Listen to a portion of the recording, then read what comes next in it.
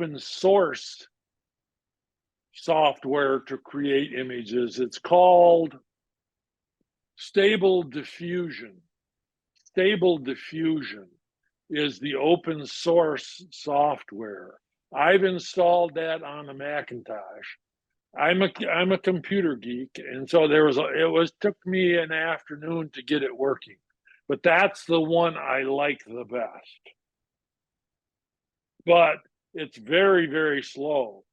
It takes like 5 minutes to create an image, whereas these ChatGPT, Dream Studio, they're creating it instantaneously almost. And truthfully, I think I like this one better.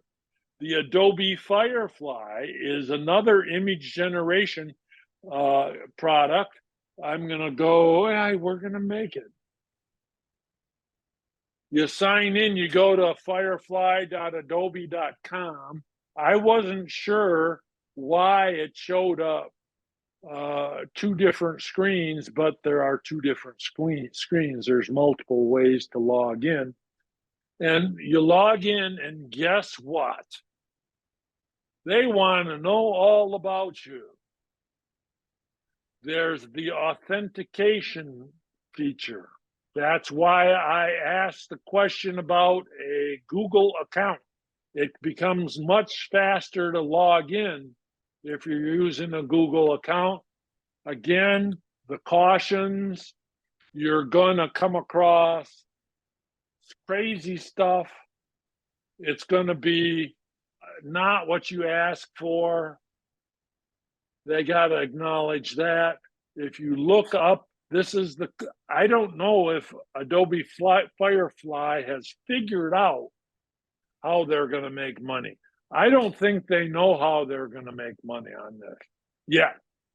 It's going to take them a while of watching how people use their product before they know how they can make some money. But this is an example of what the Adobe Firefly screen looks like. They give you multitudinous examples of people already creating things. You mouse over, and I think it shows you the text to image prompt, and then you click View Samples. This is, I'm going to jump back here, apologies. I think I looked at, it's not on that screen, but I chose one of them, looked at the sample, and this is what it showed me. And here's what the prompt was. Black and white photograph of a woman in 1920s fashion leaning on a brick building. What I want you to pay attention to is to the right side of the screen, which is the user supplied generative parameters. That's a mouthful, but notice this is what you can click. You can say what model do you want to have generated. There's Firefly 2, Image 2, there's one also available. You can supply the aspect ratio, that's the width by height. You know, the old TVs were 4:3 aspect ratio. If you sometimes see Matlock on TV and it leaves black, that's the 4:3 aspect ratio. The new TVs are 16:9 ratio. So you've got a whole bunch of aspect ratios. You can do art or photos or do auto. I'm not sure what the visual intensity or style is. You can supply a reference image. Let me go to the next screen. Again, what was in yellow is right there. And then if you scroll down, here are all of the other items that you can choose. The effects, the color, tone of the image, the lighting of the image, the composition of the image, the photo settings, and the advanced settings. You want to know the craziness of too much choice? Here I'm going to start generating in Adobe Firefly. Now we've jumped from OLLI. This is a different product put out by Adobe, which is an image manipulation software company. I very quickly put together a 2D color ink cartoon characters from 1950s Europe, 3 characters on screen minimalist background. I typed it in the area to the bottom here. And then I clicked the little thing here and it spins and look at what I've set it as. Let's see if I get here, boom. Here's what it produced on the left. 4 images it generated. And I filled that up with too many things for you to pay attention to. Look in the top left. Do you like it? Do you want it to go to, I believe that's Google Lens to tell you what it is? Or do you want to send it? Do you want to export it? Do you want to edit the image? Do you want to rate the image? And that backward propagates up and it infinitesimally adjusts the weight and the bias in the model, or you can report inappropriate images. And you click on one of them and that image shows up and you can download the image. You can copy a link. You can copy the image. You can, and I don't know what all the others, I think that you can edit it. There's Adobe Express is one of their packages. Now, I'm going to go through all of the details that you as a user can set in Adobe Firefly. Again, go into Adobe Firefly and you click through a couple things. I put in this 1480s Lithuanian village with wooden homes, tonal chiaroscuro, which I thank you, whoever it was that provided the pronunciation. I hope I got it right. So notice here, I've drawn an arrow from style to style up here. You can set the intensity of the visual image. You can click to make it an art type, arty imagery. Notice that I changed it to square versus I have 4:3 TV. So the images are the same width as height. The strength of the style. And then in the next set of images, I scroll down to effect. Look at all of the items of the colors, and I think it goes up. It continues probably 50 more.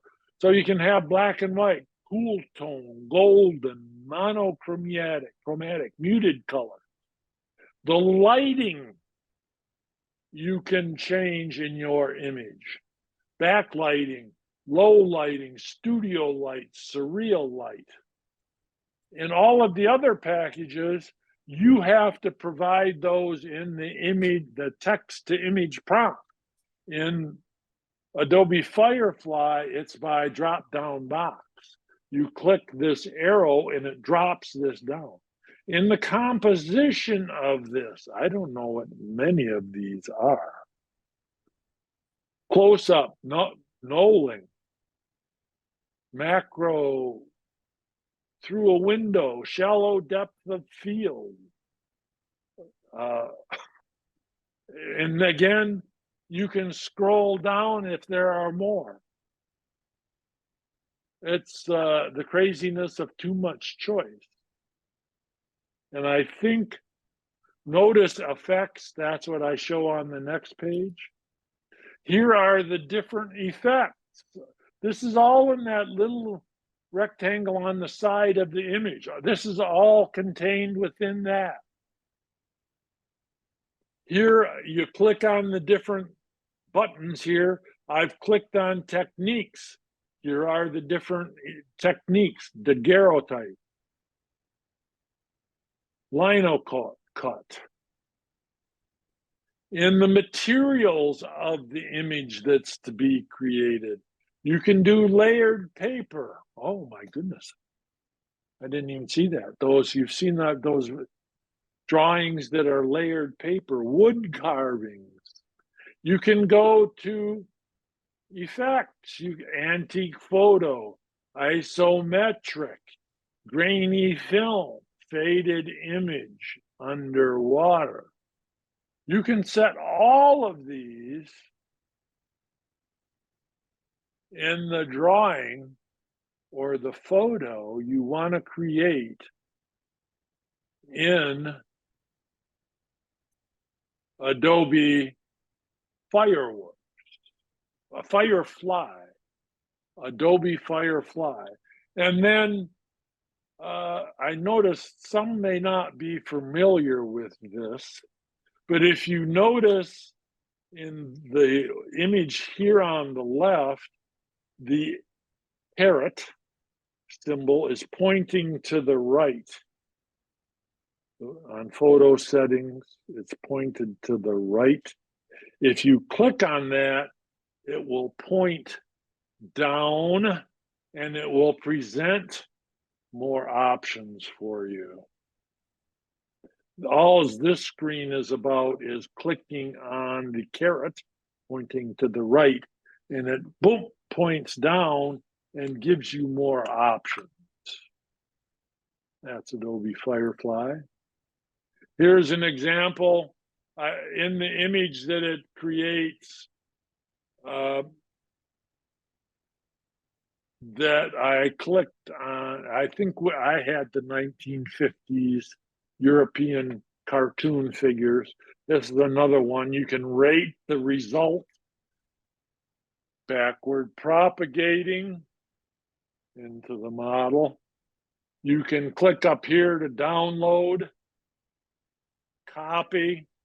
If you download, it says, cautions, be careful. We're going to embed stuff in here so that other people know it's AI generated. There's ways that steganography, I think they can embed stuff in an image that you cannot visually see, but can be examined by a computer in digital images. So this is a castle in a fantasy land. I think I produced this in Barcelona, in Spanish surrealism, because it wouldn't accept OLLI. Notice how it has a very prominent watermark in the lower left